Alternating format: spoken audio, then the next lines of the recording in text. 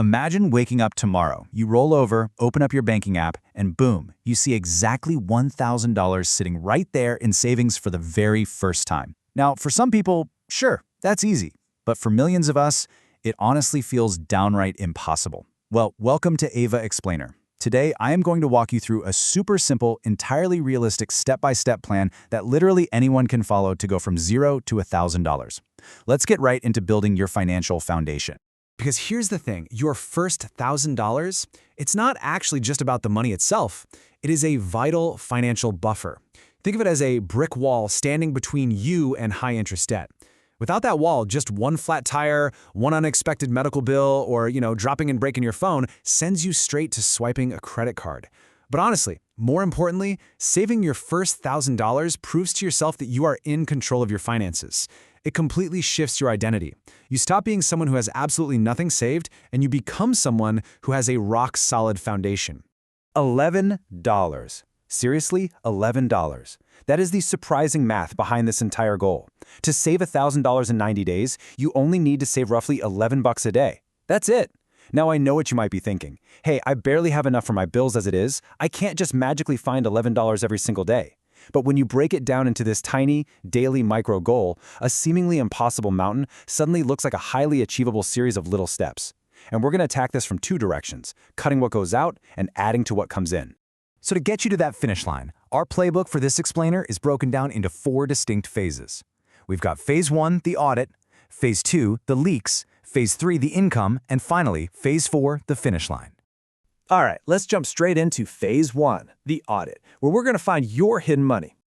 Most people think they just don't earn enough money. But in reality, they simply don't know where their money is actually going. Literally hundreds of dollars just disappear every single month, completely unnoticed. So, step 1, for the next 7 to 90 days, I want you to track every single expense. The coffee, the snacks, the taxi rides, the late-night online shopping, all of it. Step 2, hunt down those forgotten subscriptions and cancel them. If you audit your last 30 days of bank statements, you'll usually find between $20 and $60 a month tied up in free trials that quietly rolled over into paid plans. Crazy, right? And step 3, try to cook more meals at home. Look, you don't have to stop eating out completely. Nobody wants that. But cooking dinner at home just 4 extra times a week can save you up to $150 a month. Just building this awareness is the very first step toward financial freedom. Next up, you need to look at your spending and ask yourself one really simple but tough question. Do I actually need this? You absolutely must be honest with yourself and separate your essential needs, think housing, basic groceries, transportation, from your discretionary wants, like those 5 different streaming services or brand new clothes. Honestly, seeing this contrast is the absolute foundation for building a reliable spending plan. You just can't set realistic limits until you know your actual numbers and can categorize them honestly. Now it is time to give every single dollar a job, and we're going to use the 50-30-20 budgeting method for this. Basically, you use about 50% of your income for those absolute non-negotiable needs we just talked about. Then, around 30% goes towards your lifestyle and your wants. Because let's be real, wealth isn't about swearing off absolutely everything you enjoy in life. And finally, you save or invest that remaining 20% whenever possible. Keep in mind, your budget does not need to be totally perfect. It just needs to help you stay in the driver's seat. Which brings us to Phase 2, the leaks. It is time to play some financial defense. So, to plug all those little lifestyle leaks that are quietly and relentlessly draining your wallet, we're going to use something called the 24-hour rule. See, impulse buying runs on a dopamine-driven feedback loop in your brain. That rush of excitement essentially pushes you to click buy now way before your rational brain can even catch up. So the rule is wait 1 full day before making any non-essential purchase. Just hit pause. This simple cooling off period completely separates a fleeting emotional impulse from a genuine financial need. And trust me, small savings repeated every single day turn into massive savings over time. You can actually scale this cooling off period based on how much the item costs. So wait 24 hours for things like clothes or dining out, 48 hours for electronics, and a full 30 days for big-ticket items like new furniture. And while you're waiting, do a quick calculation on the cost per use. Say you buy a $60 pair of running shoes and you wear them 100 times. That's 60 cents a use. Great value. But a $200 kitchen gadget that you only touch 3 times, that is terrible value. Another trick? Translate the price tag into hours worked. If you make $25 an hour, a $150 impulse buy literally costs you 6 hours of your life. When you look at it that way, is it really worth it? And hey, while you're plugging those leaks, you absolutely must avoid bad debt. Now, good debt actually achieves meaningful growth, like getting a mortgage to build equity, or maybe a student loan that increases your long-term earning power. But bad debt is toxic.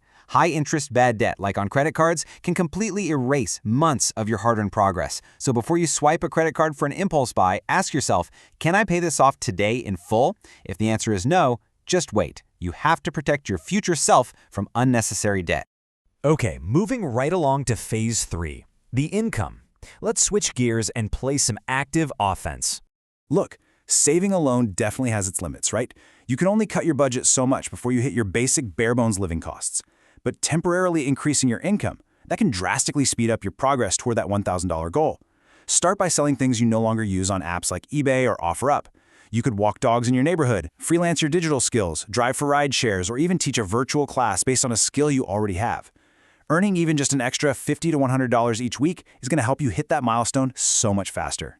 Now, what is the secret to actually keeping that extra cash once you make it? You have to pay yourself first. You see, most people spend their money first, and then they try to save whatever happens to be left over. But successful savers, they do the exact opposite. The precise moment you get paid, I want you to move a portion directly into a completely separate savings account, even if it's only 10 or 20 bucks.